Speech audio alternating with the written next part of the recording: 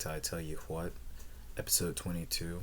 My name is Frank Farmer, as always, and I hope that I continue to give you guys the same quality that you've always enjoyed. I apologize for the small hiatus, but I was going through some family issues, and we've gotten those taken care of, and now I'm here back to close out with season 1, and we'll be starting season 2 in probably mid to late September.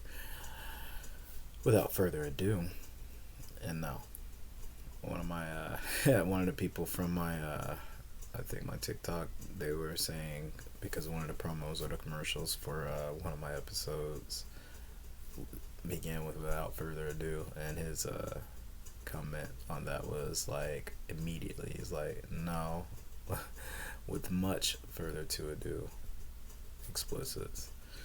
But yeah, it was pretty funny. I got a chuckle. Now, where do I go?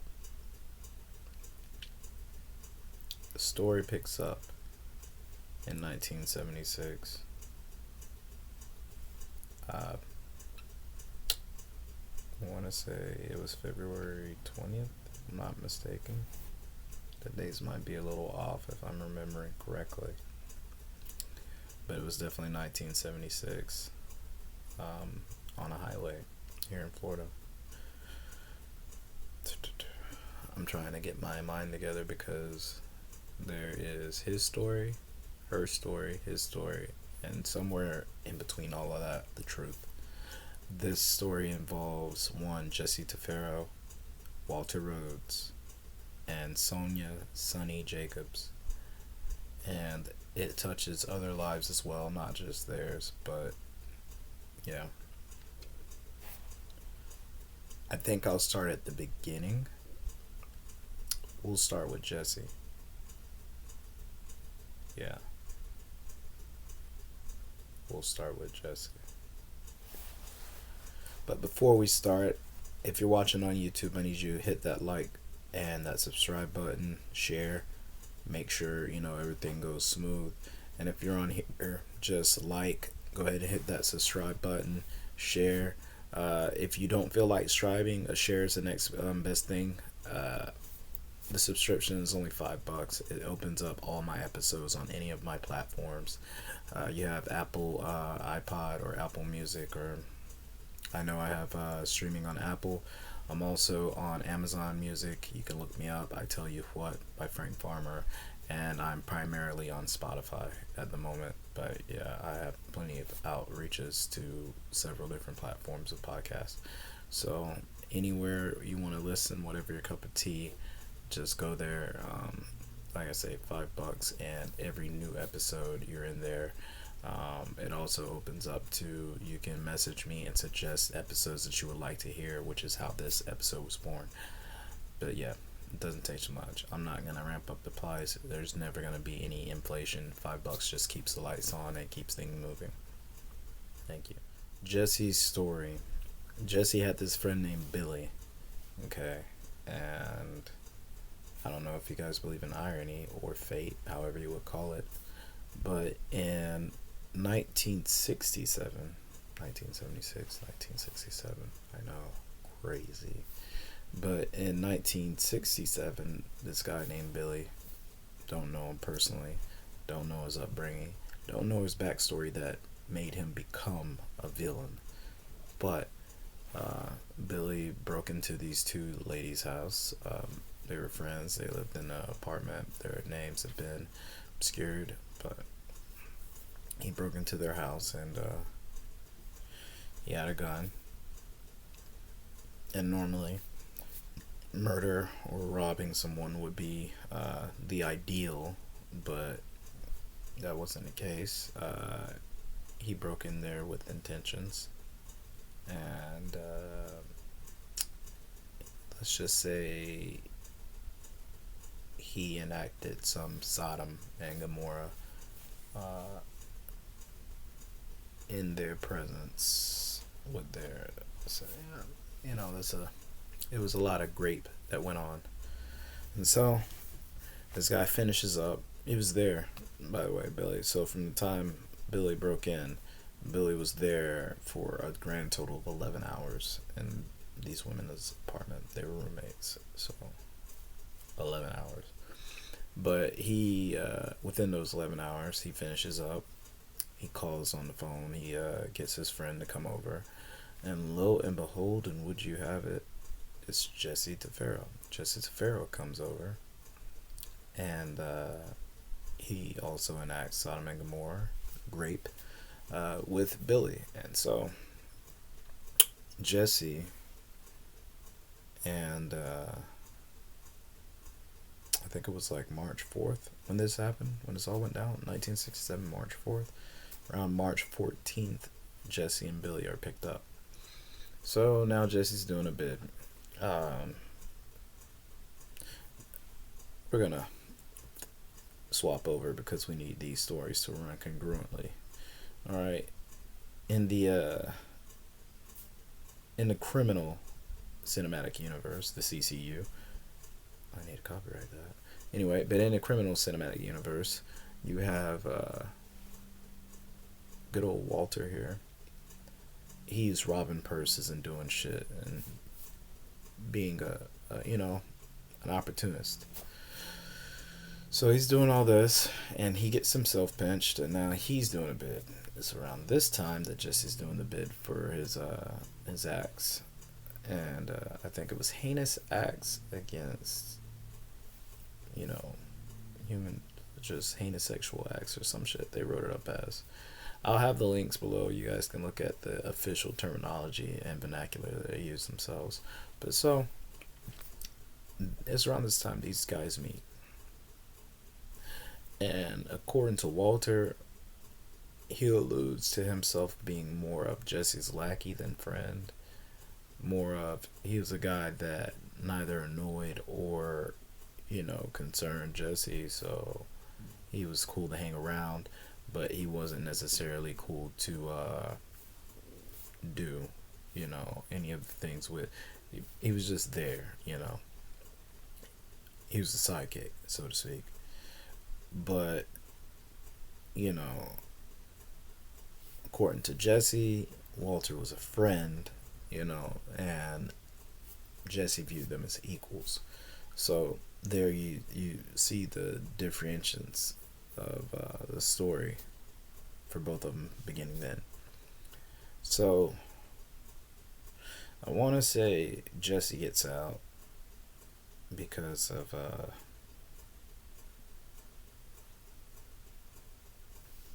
the Miranda rights or something like that. There was some type of screw up on the authorities' part, but Jesse gets out on parole. Jesse's out on parole. Him and Sonja Jacobs hit it off.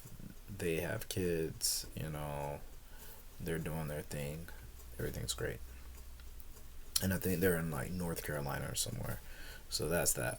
That's that part of the story. That's where they split. Walter gets out. And Walter gets out on parole.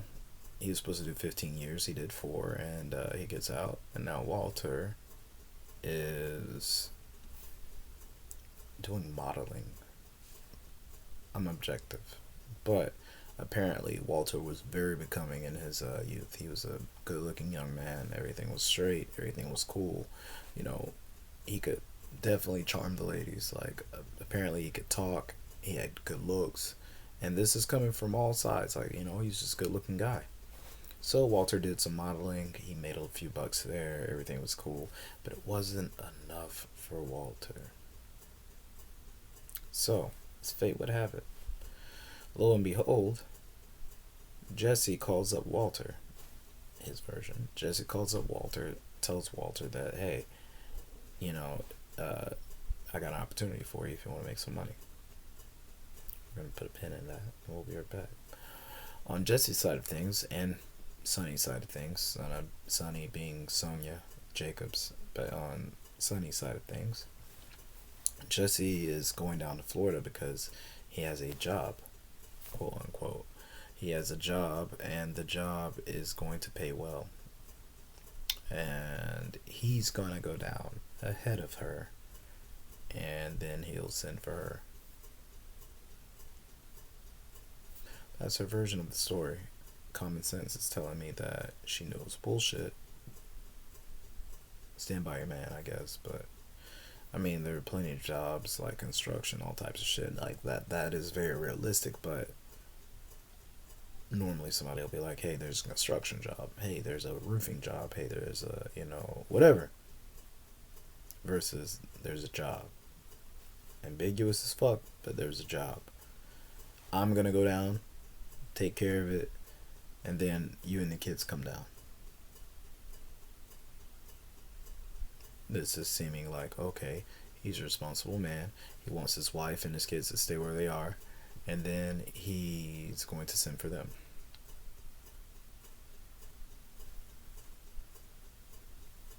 That's the plan. Things are supposed to go right. So, flip back over to Walter. Jesse comes down, and Jesse, this is Walter's version, once again, we have to lean to. So, Jesse comes down. Jesse tells Walter, hey, if you chauffeur me around to pick up my stuff, my belongings, I will pay you very handsomely. I don't see anything wrong with that either. Like, shit. The reason why is because Jesse didn't have a valid driver's license. Walter did. So, he was just like, in case you get stopped by the cops, Walter at least has a driver's license. Makes sense, but again, the sketch. So,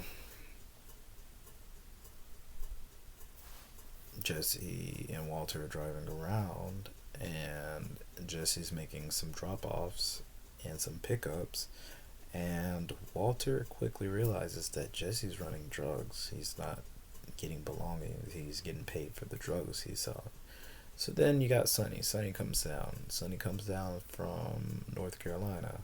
The car breaks down on the way down there. This is Sonny's version. So Jesse sends Walter to come pick up Sonny.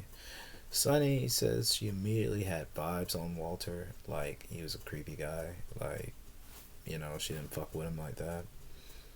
But yeah, so this is my headcanon. I don't know if this is real or false. This could be complete bullshit. Not in the case, so I don't know. But I feel that Sonny was coming from North Carolina with the bulk of the weight. I feel like she was in on it from the beginning, regardless of her story, and she's coming down from North Carolina with all the weight. She's meeting up with Jesse. Jesse's gonna then distribute the weight. The idea was to distribute all the weight and head back out of town, pockets full of money. That was the original plan. Plans don't always go the same. So they got an apartment or a house or whatever. They got some place to stay. Sonny and the kids are staying there. Jesse, after Jesse and Walter's day of picking up shit, Jesse goes back there, he hangs out with his wife, and Walter goes on about his business. Walter says while they be driving, Jesse would light up, they smoke a little herb, and sometimes Jesse would pull out a matchbox and sprinkle a little bit of coke on the matchbox and hold it to Walter's nose as he's driving, and Walter even said, he's like, hey, I enjoyed that, and he's getting geeked up, man. He's hyped up. He's like, man, fuck, this is life. This is Florida, and they're doing this damn thing. So they're living, they're making shit happen, they're making moves and stuff. They're living the Miami lifestyle. Everything's going great, and then it stops going so great. So this is it. This is the last run. So on the last day that they're supposed to pick their shit up, shit just feels off anyway. They pick their shit up. He picks his money up. Walter even he mentions that the adrenaline's starting to wear off, and the severity of what can fucking happen if shit goes sideways is sinking in. So they go pick up they go pick up Jesse's wife and kids. They go pick up Sonny and their 2 children. It was like a 5-month-old or whatever. And I think the kid was 8 or 10, something around those lines. And they get in the back of the car. And now they're on the way, they're driving. Well, on their way driving, as Mr. Chow would say, sometimes your heart speed up, sometimes your heart slow down, the effects of coke or whatever. They pull over to the side of the road, get some rest. Upon this time, Highway Patrolman Black and his friend from Canada, they were, well, it's a constable, it's not just a friend, he's a cop up in Canada.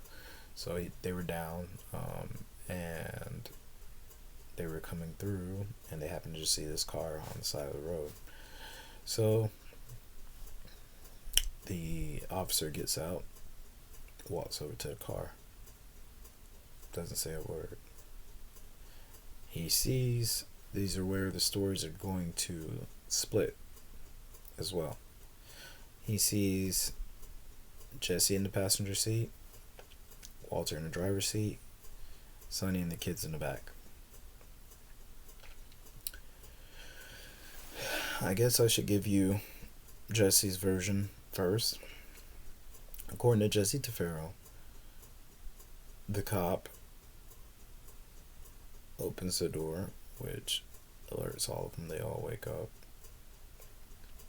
He sees the gun hanging down in between Walter's legs, and he's like, oh, okay, well, now I'm going to get this gun slowly, and I'm going to take the gun away. Don't ask me what the Canadian cop was doing, I don't know. But, and that's no offense to Canada, calm down. I know y'all probably finna try to set me on fire for this shit. I'm not talking shit about Canada, I'm just saying, I don't know what he was doing. He wasn't really, brought up. So, he takes this gun.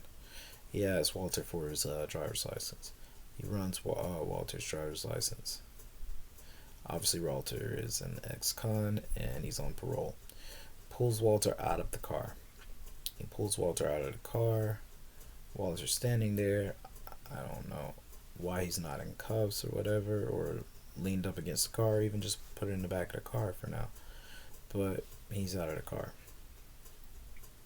Then the cop returns and asks Jesse and Sonny for their ID, and that's where the details get a little muffled. Apparently, in between this time, apparently now, I don't know if the cop just sat the gun that he took from between Walter's legs on the car or what, but apparently in between this time, gunshots go off. The cop is shot 4 or 5 times in the back, and he's dead. Then the Canadian cop is shot twice in the face. He's dead. Walter orders Sonny and the children to get out of the car and get in the cop car. They're switching cars. And in the midst of all this, he tosses Jesse the smoking gun.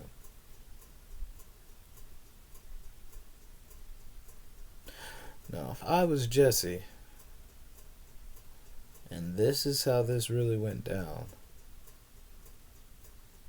why wouldn't I just take that smoking gun and shoot Walter and wait for the cops and say that Walter was the mastermind behind this whole fucking thing and kidnap me and my wife and my children? And when these things got rough, I tussled with him because he killed 2 cops. And I shot him. In fear for my life, it was self-defense. I shot him and I saved me and my family's life. Maybe I'm thinking too deep. But alas, they hop in the car. They drive a few blocks. They come upon an old man. He was checking the mail or something, and they instruct the old man to get in the car. They grab him as a hostage. They ask him for the keys and all that stuff, and they instead of just taking the keys, they take him and the keys in the car and they drive. The old man's wife was looking out the window because she asked him to go check the mail. Doesn't she feel horrible? Anyway, she she sees the whole thing. She calls the cops. So the cops set up roadblocks and all this good shit, and they're trying to stop him. They're hauling ass. They're trying to get out of here. It's do or die. There's kids in the back seat. There's an elderly man in the back seat. The cops can't let these fugitives get away, especially now that they're cop killers. So they break through the blockade, and then the cops open fire. The cops open fire, and then this one rookie or deputy, I forget the specifics, but he opens fire into the side of the driver door, and he hits Walter. Walter then loses it because he's shot in the leg, and he panics and he crashes. And so once he crashes, they pull out the elderly gentleman that wasn't injured, thank God. They pull out the two children, which I don't know if they knew or not, but they pull out the two children. They're also in the vehicle, no injuries. God was with them. So they take the infant and the 10 or 8-year-old, they take them away, and so that's done. Like they're probably not gonna ever see their parents again. Like that's done. They're gonna go in the system. And they take Jesse, they take Sonny, and they take Walter to the hospital. So while in the hospital, Walter calls for the prosecutor. He wants to cut a deal. He gives his version of the story, which ironically, this is like a movie that starts at the end and goes to the beginning, because we're about to give you Walter's version of the story. But yeah, Sonny's version of the story isn't much different from Jesse's. Like, apparently somehow or another Walter magically got a gun, and then he handed the gun off to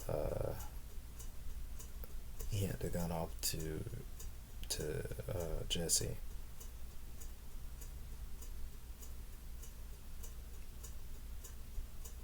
Yeah, I don't know.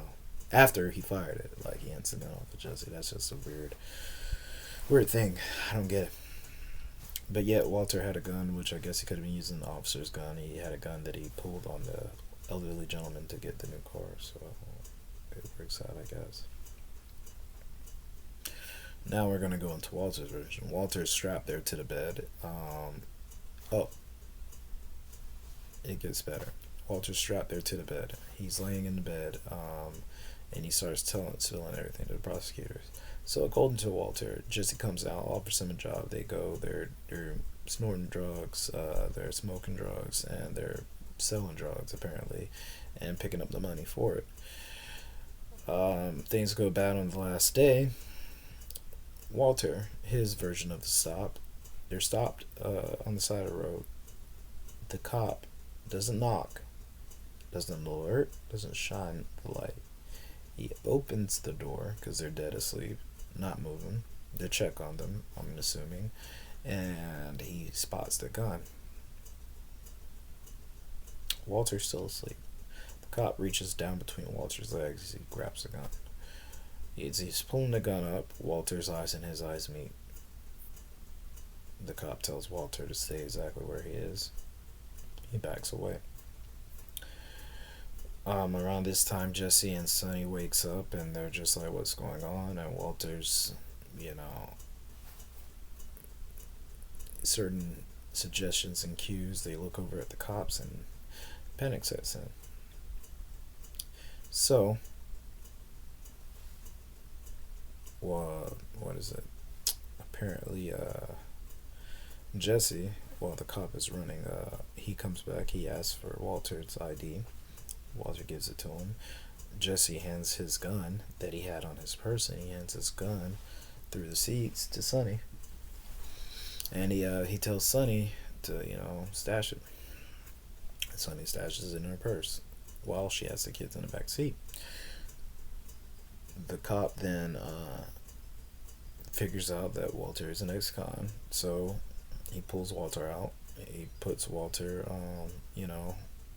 up against the car or whatever. Again, except in Walter's version, I want to say that Walter said that he was in cuffs or he was detained. Either way, he was secured. Then the cop then asked for. At this point, he doesn't have his gun drawn or anything. But at this point, the cop asks Sonny and Jesse for their ID. Sonny's going through her purse, and the cop with his little eye. Again, shit's weird. Doesn't make sense. But with his little eye, he spots something, and it's some marijuana. Which back then, I know, like, having a bag of weed is like, it's pretty fucking bad. So he spots the weed, gets the weed. He spots something else silver. I'm thinking a gun. It's not the gun. He spots a little silver packet of coke. At this point, the cop's telling them to get out. He's telling Jesse to get out. Jesse's like, he can't get out. The door won't open. So he pulls him across the driver's seat and pulls him out. At this point, the adrenaline's on. I don't know if Sonny's coked up or what, but the adrenaline's going, and Sonny is tripping out. She sees her man. She sees the love of her life, like, getting ready to be taken off forever. And she pulls out the gun. She pulls the trigger twice. And there's dead silence. Now, when there being dead silence, one would think that the cops were dead. The cops weren't dead. The cops were not dead. Now, according to a trucker, conveniently anonymous, but according to a couple of truckers, they did hear 2 gunshots around the time that Walter's story elaborated. So here, it's either there if Sonny actually pulled the trigger, but they heard 2 gunshots, and then they heard several gunshots that followed later. So, like I say, the truth is somewhere in there. But I digress. So Sonny pulled the trigger in Walter's version, shot twice. She missed both times, but the cop was so shocked and stunned that he froze, like, that whole, oh shit, I'm already dead. In the instance of him freezing and Sonny being in shock, Jesse takes advantage of this opportunity. He runs, he grabs the gun from Sonny, and he then shoots the cop 4 times in the back, according to Walter. Exactly 4. He shoots the cop 4 times in the back. Cop's dead. Then Jesse points the gun in the constable's face, and then he shoots the Canadian constable 2 times right in the face. He drops down face forward. He's dead. Then Jesse tells everybody to get out of the car, hop in the cop car. Walter's driving. So Walter, at this point, I don't understand why needing a license is even relevant, or maybe just like the way Walter drives. So Walter hops in. Walter has a gun now. Like I say, I don't know where he got the other gun. Probably from off the cop. He's not going to need it anymore. They ride into a suburb neighborhood. They see the old gentleman with the car, and so they ask him. They was like, "Hey, give me the keys. This is Walter." So the stories didn't line up on that. Walter's telling the guy to give him the keys. He puts the gun in the old man's face. He's saying, "Give him the keys." So Jesse outside of the car. This is taking too long. He tells Walter to get in the driver's seat. He puts the old man in the back seat with Sonny, and he helps in the passenger side, and they're off. They're off to the races. The cops are now APB put out, and these guys, they are gonna get these fuckers no matter what. So now the stories line up once again. They break through the blockade. The rookie cop or the deputy or whomever, he shoots Walter in the side, and they apprehend them all. Now, with that being said, apparently according to Walter as well, it took them 30 hours to get him medical attention. I can't say if this is purposely done, neglect, or what, but it took him 30 hours to get him medical attention, to which he lost the use of his leg completely, and they had to amputate. So now Walter has 1 leg. This is his story in complete. He's trying to help the prosecutor get his convictions, and Walter took it that he would plead guilty, and he would give the prosecutors convictions. He would testify against Jesse and Sonny, if to avoid the death penalty. Prosecutor mulls it over, and so yeah. Now we get into Sonny's. During Sonny's interrogation and Jesse's interrogation, to which their stories varied minimally, not a whole lot, but they were trying to get their convictions and to get everything to line up. And they pressed the recorder, and anytime Sonny would say that something that went against the grain, apparently they would turn the recording off, throw the tape away, and put a fresh one in and start over. Sonny would not say that Jesse killed those cops, because she said Jesse did not kill those cops. She said Walter killed those cops, and that was that. So we fast forward, and Walter goes to prison. He's having a rough go at it because he's a snitch. He's getting beat up. He got stabbed in the neck twice. Shit's just going wrong, and he has a wooden leg. So he's just looking for a way out. And Sonny, she's in solitaire for like the first 4 years, I believe. And so she's having a rough go at it too. She's thinking about her kids. She's thinking about everything, in totality.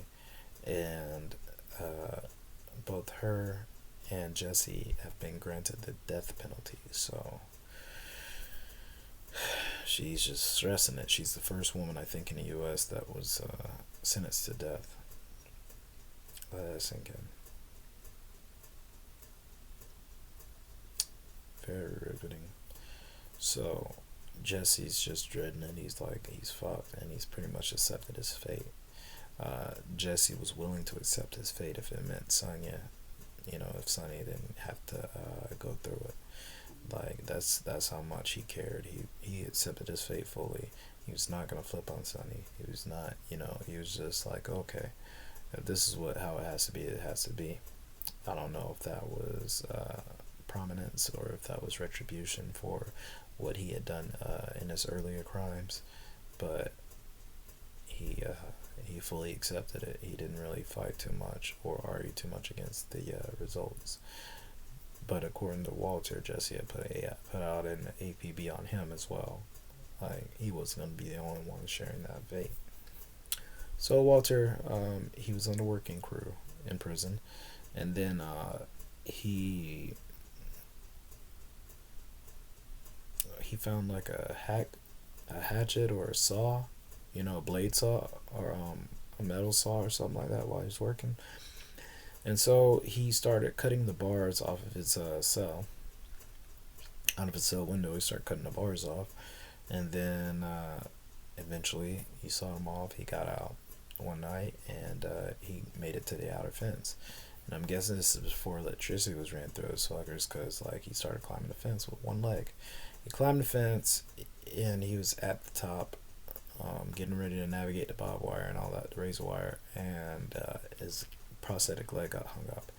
Now, due to the rattling of him trying to hang his prosthetic leg, it alerted the dogs, and the dogs alerted the guards, which became this big ordeal. And so he's just stuck at the top, and he would have got away with it too if it wasn't for that meddling dog.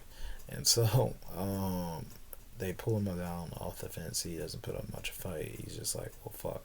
So they send him to FSP after this. Like, they're just like, yeah, no, he's an escaper. So they send him to FSP. He goes to FSP, and again, he thinks like, this shit's gonna be bad. These three inmates, they approach him, and he's like, oh, well, this is the day. But no, they actually have a plan. They have a plan for escape. So they end up working in the kitchen, that's where he met these inmates, and they get the ice scoopers, they get loaves of bread and stuff, surprise, and then they start digging a tunnel. They went in through the infirmary, because there was actually a flaw in the design on the infirmary at the time, and they went in under the infirmary, and they dug through the tunnel. They were heading out towards the road, and it was going real good, actually. It was actually a pretty fucking solid plan, because when the officer at the time, or lieutenant, went to do count. He he's missing four inmates, and so they're looking. They're looking on the outside fence. They're looking on the inside fence. They're looking for footprints. They took the dogs. Rain always makes me sleepy. Sorry. But anyway, they took the dogs, and so he can't find traces of these fuckers whatsoever. So he's like, okay, they gotta be here. They gotta be still on the grounds. He's like, and he had accepted that, hey, they're gonna find them dead or alive, but they're still here. So they're digging, making their way through. Everything's going great, and I want to say they're a few yards. They're not even far from the reaching the outer parts of the fence. Like, and they're smart about this shit too. As they dig, they're taking the dirt from the front, passing it to the back, packing it in, sealing it up. So they're just going forward. And so this is doing great. This is a great job, great work.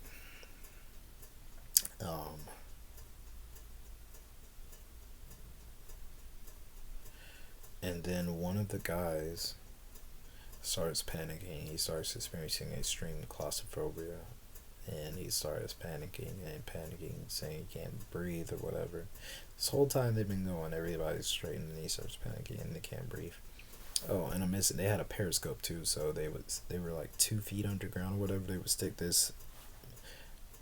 I've seen it done. Like, inmates and prisoners that can make some very intuitive shit, like when they put their minds to it.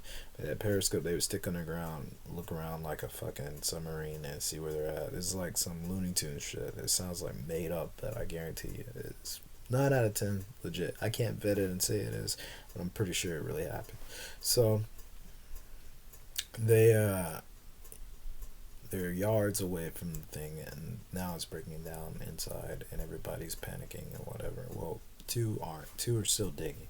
Walter starts to panic with this guy. Walter can't breathe now. He's having breathing issues. Psychologically, he can't breathe anymore. And so Walter's like, fuck it, I want to go back too. I want to get out. And so the other guys are just like, fuck it, whatever. We're going to keep digging. So Walter and this guy, they turn back. They come out.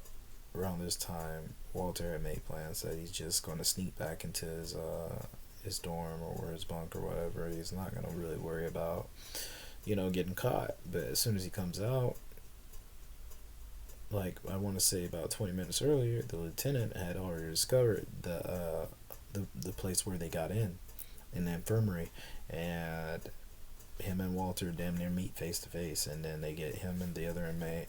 And then it was about an hour or so, and then the other two inmates gave up too. They were just like, fuck it, we're not going to even fight this shit. The plan's done. These fuckers are caught, so even if we escape, they're probably going to flip on us.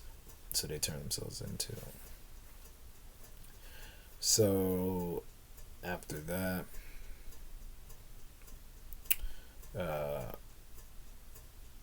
Walter is, getting beat up and shit again. The year is 1977. Walter recants his original statements 3 times, not once, not twice, but 3. It's just 3 times he's recanting his statements that he originally made about what happened the day of the shooting of the officers. Now, I don't know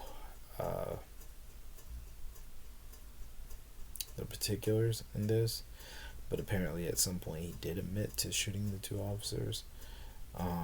Regardless of that, Sonny was reduced because apparently the judge was some hard ass. Apparently he just wanted to make examples out of all 3 of them, and the jury had thought that Sonny should receive life in the first place, so they said life, but the judge looked at the jury's verdict and said, fuck it, death for everybody.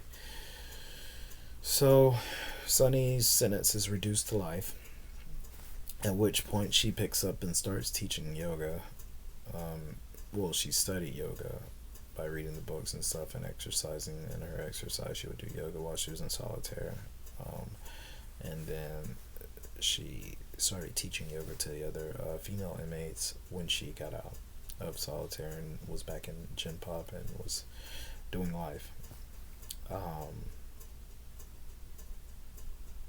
Later on, Sunny would also get parole, and I think she picked up and she moved to Ireland, where she met some guy and lived happily ever after. Sunny, actually, out of all three of them, she had the best ending. Uh,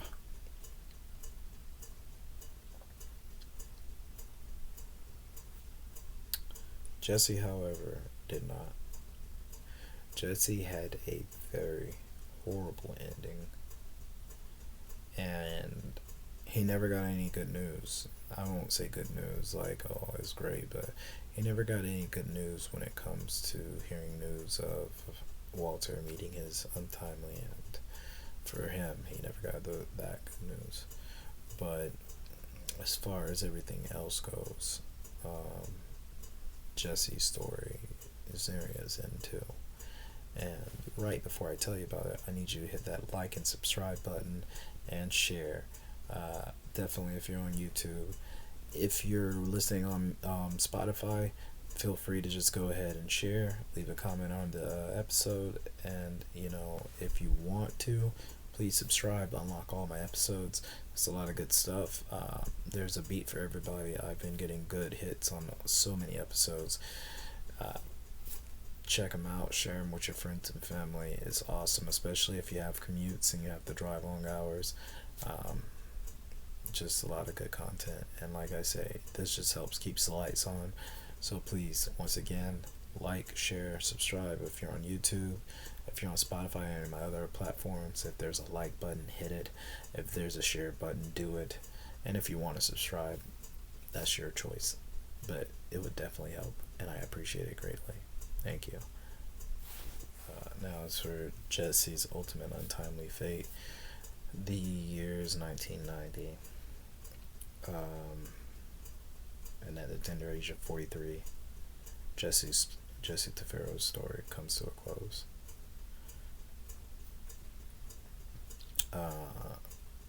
He was sentenced to electrocution, death by electrocution. Old Sparky, for those who know, here in Florida. Florida and Texas are the only places that still do the electric chair, to my knowledge. I believe we're in the only two states. So, you have Jesse, and he's strapped in, and I heard that the events that followed were some that gave inspiration for that gruesome scene in the Green Mile. So, they strapped Jesse in. Apparently the sponges, they used a regular sponge instead of a sea sponge, which is supposed to allow the volts to pass more fluid through the inmate and bring them to death a lot quicker, a lot less volatile and more humane. It's already going to be painful, but apparently sponge that they used this time was like the wrong type of sponge, and when they flipped the switch, Jesse was immediately in ungodly pain, and he was dying in the worst way, and they say 6-inch flames burst out of his head. Like, they were just, it was a horrible, gruesome scene. And yeah, and he died very painful, suffering death. And that was the end of Jesse Tafero. That's how his story comes to an end. Now back to Walter. Walter's story is still ongoing. Walter meets up with this guy in prison, this karate master. The karate master then he teaches Walter how to defend himself, because Walter's getting beat the fuck up. Let's be honest.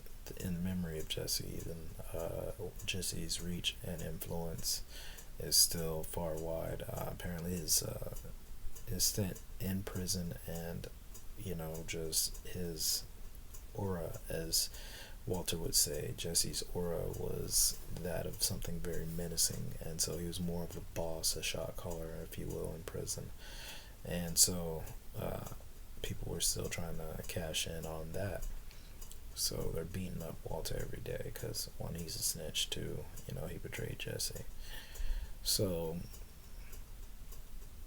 the guy, him and Walter eventually become friends. The Karate Master. They're like bosom buddies because, like, he liked Walter's dedication to learning the martial arts, even though he only had a one leg, and Walter was, earnest in his attempt to learn. He wanted to learn for self-defense.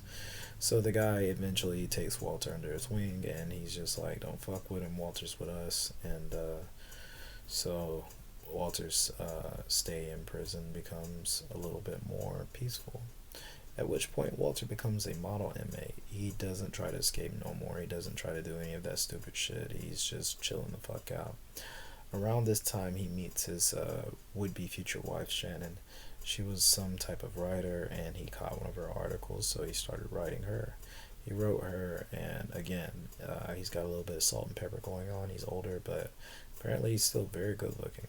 And so Shannon got roped a dope, or my bad, she fell in love and he fell in love, and Shannon started going hard for him. Shannon was pretty much accomplished publisher or writer because she had the funds to get him a good lawyer. She came down and appeared before his parole board. Everything was going smooth, and then lo and behold, Walter got out. He got out on parole, and he moved. He got approval and moved to Santa Fe, to where they eventually got married. So now Shannon, Rhodes, as it is now, and Walter were, in the best of care. They're doing great. Everything's good. She has a publishing business, and Walter is now helping her with her publishing business. Everything's going good. This is Walter's happy ending, or else it would be. So Walter's happy ending doesn't exactly go to a happy ending because he goes out and he has a drink. Shannon, which we're going to call Karen in this moment, because she flips out on Walter having a drink because he's on parole, and she immediately is like, this violates your parole. And Walter, I gotta agree with my guy Walter on this shit. This is common sense.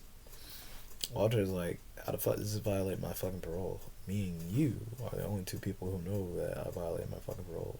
I had a drink. One drink. Nobody else in this whole world but me, you, and God knows. So how's my role violated? If nobody else knows, you gonna tell me? Irony. The snitch getting mad at her, potentially maybe about to snitch. So her and Walter have this big ass draw because he's not the man she thought he was. Go figure. And like, it's like Walter's like, fuck it, fuck you, blah blah blah. Storms out. Walter's like, I'm gonna show you drunk. I'm gonna go get drunk. I'm gonna get plastered and shit. And immediately before he can even get out of the house, good, she's calling the parole officer, and she's snitched on him. She's like, yeah, he violated his fucking parole. So Walter's like, this bitch. So he's getting drunker and drunker and drunker, and then morning comes, and the cops, ironically again, this fucker has a kid quit falling asleep while he's drunk, or high or under influence. But the cops come, they get him, and they take him to the hospital. He's, and they let him sleep it off and all that good shit. They tell him, and then they put him in jail after that. So they tell him they'll release him from jail if he agrees to go to substance abuse. And when she signs, he's like, I'll go to substance abuse, blah, blah, blah. So if he goes to his substance abuse to get rehab and all that shit, he'll have to spend a total of 2 years in there. In the first year, you can't have any contact or visitors, blah, blah, blah. The second year, all that good shit. And he's just like thinking to himself, he's like, fuck, I'm really gonna go to prison again. But not really prison, but prison. He can't have it. He won't have it. So Walter bounces. He leaves. He leaves his wife. He leaves Santa Fe. Doesn't check in, doesn't go past go, doesn't call the parole officer. He's just like, fuck all this shit. I'm out. And he goes to, right before I tell you that, if you're still listening, please like, subscribe. If you're on YouTube, share. Help my channel grow. And if you're listening on Spotify or any of the other platforms, just go ahead and hit the like if it is, and also just share. I'm not putting a gun to your head, no pun intended. But no, I'm not trying to make you spend your $5 a month on content, but it is good content. Also, the apparel is still on the way, and again, we'll have season 2 up and running, by September, mid to late September. But I appreciate your patronage. I also appreciate you guys staying loyal and listening, and I will continue to bring you quality just like this. So Walter goes to Phoenix, Arizona to meet up with his karate master friend. Man, do I keep calling this guy karate master? I mean, it's not really like CSI or any of that shit. Anyway, it's Mark Herman. Mark Herman is the dude's name. He's not, but he is karate master. He does know martial arts and shit. He knows karate. So anyway, Walter goes over there. He hangs out with this dude, and they're hanging out and shit. And Walter's like, "Yeah, man, I need work and all this stuff." So Mark's brother, he has a air conditioning company or something like that, and he calls him up. He's like, "Hey, my guy, he needs a job, blah blah blah." His brother's like, "Say less, he's hired." He's like, "I'll do him one better, you can stay with me." So, helping him out, he gives the guy a place to rest his head. I think he's staying in like his trailer or his RV or whatever, but still, he's like, a place to stay, and he's got a job, so everything's going good. Only issue is Mark's sister-in-law, his brother's wife. She's kind of a thought, and she starts coming on again. If you want to follow the trend that has been laid down canon, Walter wasn't ugly. Even with one leg, Walter wasn't ugly. Even older, Walter wasn't ugly. So the lady's looking at him, and she's like, psh, I want me some of that Walter. So she starts hitting on him and all this stuff, but she makes it very apparent, apparently, at one point or another. She lets it be known that she wants Walter to, So Walter, somehow or another, in his long year of criminal history, finding honor, it had to be the influence of his karate master. He was just like, I can't fuck this guy over. This guy gave me a place to stay, and he also he opened up, he gave me a job, an opportunity, and not to mention he's my friend's brother. I can't fuck this guy over. Now that's Walter. Again, this is Walter's statements, but I don't know if Walter's words can be 100% tested. Here's how I feel this went down. This is just me. Again, I could be reaching. This is neither verified nor fact. But I feel like Walter ended up sleeping with his friend's wife, and then he was like, shit, what did I do? And then he uprooted and he bounced. Because according to Walter, he didn't do anything. He just said that it was best if he leave before he does something. Which if that happened, good on you, Walter. Good on you. So Walter leaves. He goes back to reconcile with Shannon. At this point, though, Shannon's kind of like overjoyed to see Walter again. It was a moment of lapse in judgment on her. She's still very much in love with him.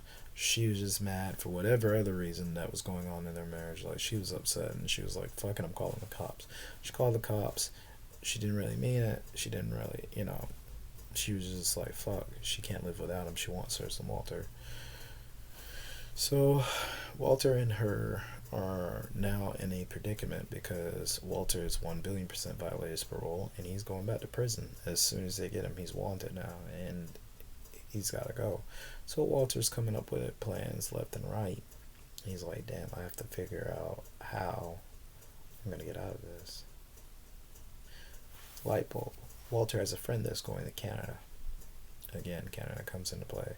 Walter has a friend that is going to Canada. So the FBI and the cops are contacting Shannon, which back then I'm heavily surprised they don't have surveillance or people staking out, or maybe Walter knew and he snuck in under the the guise of night, who knows. But he writes his letter, has it addressed to Shannon's address. He has his friend take it to Canada, get a Canadian stamp, send it to Shannon. Sends it to Shannon. Shannon turns it into Canadian, or not Canadian, but Shannon turns a Canadian letter into the FBI and the cops and stuff. And it's like she hasn't heard from Walter. She doesn't know where he is, and he skipped town. They take it as written law. And to push it even one step further, Shannon divorces Walter. So now they're officially divorced, and she doesn't know where he is. She's moving on with her life. So they move. I want to say they move up to Oregon. It's Oregon or Washington, one or two. They move up there to where Walter is no more. Walter is dead, and he takes on this one guy's identity. What's the guy's name? It is. If you're still listening, like and share, please. Doesn't take long. A little click here, a little click there, boom, done. But for real, help the channel out. Like, share, subscribe. And again, if you're listening, this is the last time I'll say it, I promise. If you're listening, share the podcast, like the podcast, and if you want to subscribe, go ahead and you'll be afforded to over 20 episodes of pure bliss. And go ahead and subscribe. It's only $5 a month, but it's a great subscription. It'll help keep the lights on, and it's good for you. Trust me, you'll get some stuff out of it. You'll put some stuff into it. It all helps everybody out. So, Walter Rhodes is now Michael Garcia. Michael Garcia is now married conveniently to Walter Rhodes' ex-wife, and she's living in a place in Washington, Oregon, Twist, whatever that is. It's a little backwater place, but it's it's quaint. And there's the thing though, the connection. Like Shannon, I think, is now married to Michael. And so, yeah, over the course of the next 9 years, Walter got away until, this very diligent cop started digging, and he started making the connections, and, had his little spider web, drawing the conclusion that maybe Michael Garcia is actually Walter Rhodes. And so he goes and he does some more digging, and he pulls up pictures, and the Michael Garcia he's looking at that matches the social security number that he's looking at is not Walter Rhodes. During this stint, though, as Michael Garcia, Walter never committed one crime, and he never took out any massive loans or anything like that under Michael Garcia's name. In fact, he actually improved Michael Garcia's credit, and he had a business, a thriving landscaping business under the name of Michael Garcia. Michael Garcia actually benefited from Walter stealing his ID versus the other way around. Crazy, I know, right? So all this and shit happens, and then the cops are getting ready to move in and capture him. The wire's closing around his neck now, and he doesn't even know it. So the cops, they dress up in hunting fatigue and stuff, and Twist, like I say, is a rural place, so it's hunting season, so they're gonna go hunting and stuff and blah blah blah. So they set up the sting. Walter is driving with his wife one day, and the cops, they spring on him, and only thing he had in his back pocket was a knife. And Walter, in his own words, had made it up in his mind, I'm not going back to prison. This is where it all ends. This is where I decided it's done. I've done everything I can, and I'm tired of running, so it's over now.